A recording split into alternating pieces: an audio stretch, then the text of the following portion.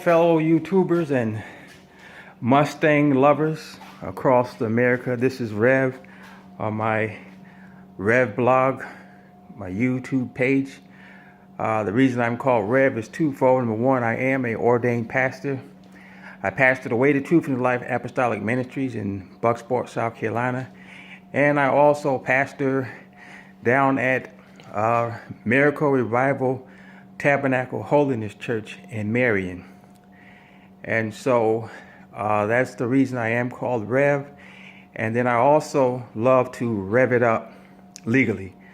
And so I call myself Rev because of the classic Mustang that I have. And I'm going to show you it and then show you what I'm going to do with this November 30th, the last day of November 30th, the last day of the month. And we got our Mustang parked for probably maybe a month or so, and we'll have everything ready to roll again. But this is my 99. It's my 99 Ford Mustang SVT Cobra. And last time we spoke, I had the Cobra snake stripe kit put on, which you can see. It goes across the bumper. Then here I had the 4-inch Cobra installed, and then here I have a lower grill mounted, but I don't have an upper grill. Okay, and you can see the Cobra snake stripe kit goes across the top, goes across the trunk and the deck lid, and down the bumper, and down there the Mustang lettering is down there. Okay, and then on the rocker panels we have Cobra. Okay, and so that's the updates that we have done to the vehicle. At this particular point, you see the short antenna. Okay, and so we also installed a black metal door gas cap.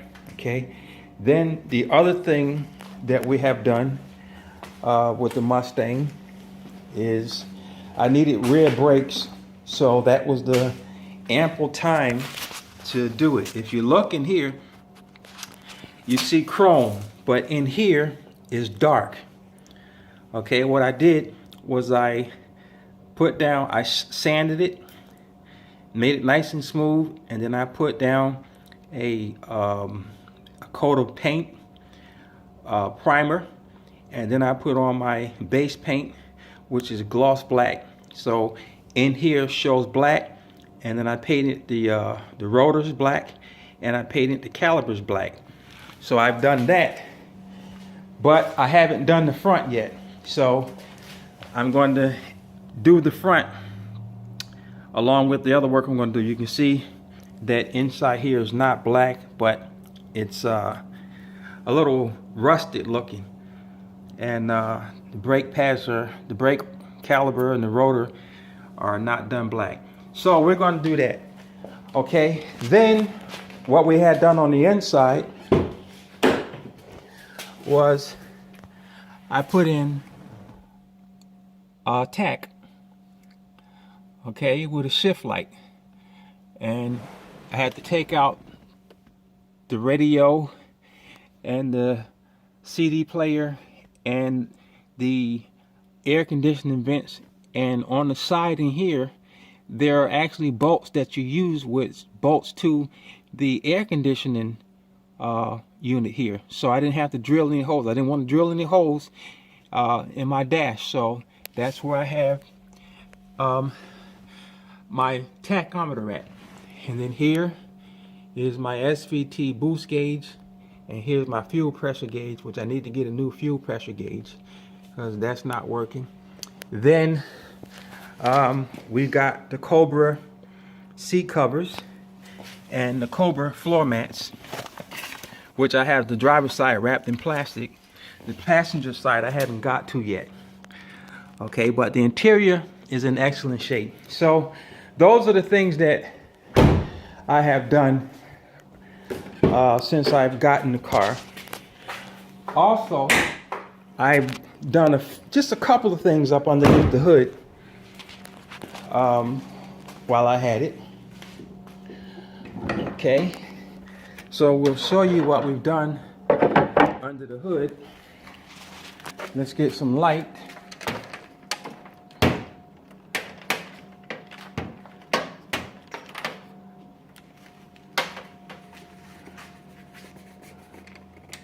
Okay, now what we've done under the hood is I have a Vortec supercharger. Okay, so this is a 32 valve V8. Okay, it's the big V8 for the Cobras that they have, and I had my supercharger put on. You can see the supercharger symbol right there, and then the JLT cold air intake, which goes down there. But here's my new Morso reservoir cover for the supercharger to keep the supercharger cooling, just like a radiator kit. Keep the car nice and cool. We have a radiator that flows through to keep the engine temperature down. Same thing for the supercharger. The supercharger has its own reservoir, and it has a pump which is underneath the front of the grill that I had installed. So I got that in silver. It used to be black. Then the other thing I had to add was this tack adapter, because these New Edge Mustangs, we don't have distributors, so we have 8 coils, and so we have to get a good coil signal because we don't have a distributor we can get to off the coil. So I had to tap into that box over there. This box here, you can see the wires running from the tack adapter into this 34 pin, and I got the red one marked 34 in here, and then it splits off into here and runs over inside the car, and so I had to add that tack adapter. So I do have the engine support bracket. This is for the suspension. This is a Kenny Bell suspension system. It's been lowered about 3 inches. So that's what we had accomplished underneath the hood. So what we're going to do now is I've ordered from Late Model Restoration. We're going to put a set of headers on here. These are BBK ceramic coated long tube headers. They're 1 5/8 inches. Okay, so we're going to put headers on, and then I got the matching catless xpipe from BBK. Okay, so we're going to have the catless xpipes installed. Now, the reason I waited is because I need a racket pinion, and I didn't want to put on a racket pinion since I had to drop the K-member.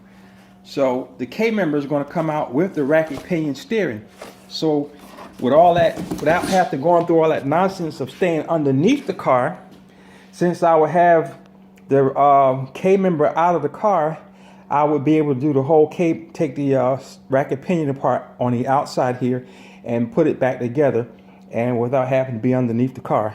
And what I have here from Harbor Freight is an engine support bar, because I don't have a lift, and a lift is about $1,400, and I don't have $1,400 at this particular time to invest in a lift, but at some point I will. And so I have this engine support bar.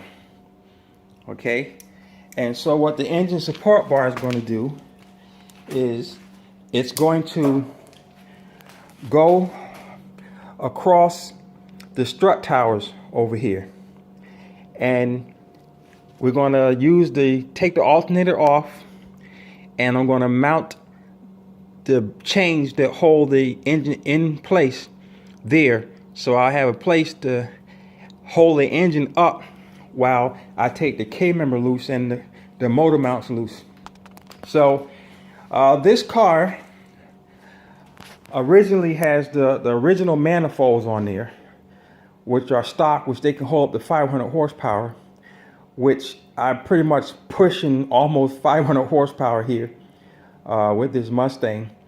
It's a 320 horsepower with the come from the manufacturer in 99, and this was made in May of 99, and the recall was on it, and they did the recall and we got the 320 horsepower out of it. But with the added supercharger, we had it dynoed at 466 to the rear wheels and 455 to the crank. So I believe I'm going to get about 15 to 10 to 20 horsepower more out of this BBK long tube headers here, and the catless xpipe, which is going to give me more flow. There's no restriction. It's going to be a lot louder. It's loud now, but it's going to be a lot louder. And also I ordered the SLP loudmouth catback exhaust system for this. Right now it has the Flowmaster catback exhaust system, so there's going to be less restriction there. So I'm looking to increase it probably about 20 to 25 horsepower. So I should be pushing pretty close to 480 horsepower, and that's pushing the limits on the manifolds from the factory that can hold 500 horsepower. So with these BBK ceramic steel tube headers, inch and 5/8 quarter, it will dissipate heat a lot better, and it will give me this holds up to 700 horsepower. I'm not a horsepower nut, but I like to stay shy of just around 500. That's enough horsepower for these things, and you can have a whole lot of fun doing it. But we use this more as a show car than a show off car. So we don't do too much of burning out and all that revving and stuff. So we like to take care of our equipment. As you can see how clean the engine bay is kept, and she stays in the garage. You can tell by the immaculate paint job that's on her. For 99, she's in beautiful shape. So, and we also have the the X pipe, the high flow Cat X pipes. They're hookers, not hookers, they're Cooks high flow Cat X pipes that we have on here. So we're going to take those off and match it up with the BBK off-road catless X pipes. So again, that's going to make it pretty loud.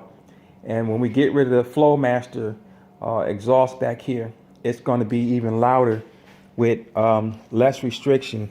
So right now I can't show you too much because I don't have the car in the air, and I don't have enough data to record a whole bunch of stuff.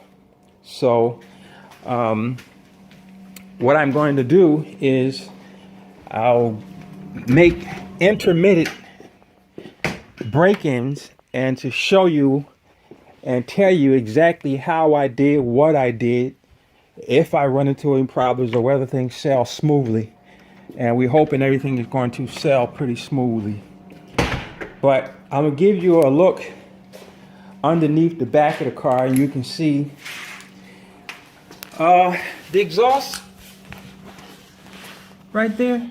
You know, it's not in bad shape. They're pretty solid. But the car is very low to the ground, and you can't see too much. But when I get it jacked up, I'll show you more of underneath. Okay, but for now, we're going to get busy, and we're going to get this thing jacked up in the air, and we'll get back at you later. We'll take pictures and everything, and then I'll make some little comments and every now and then. This is Rev out.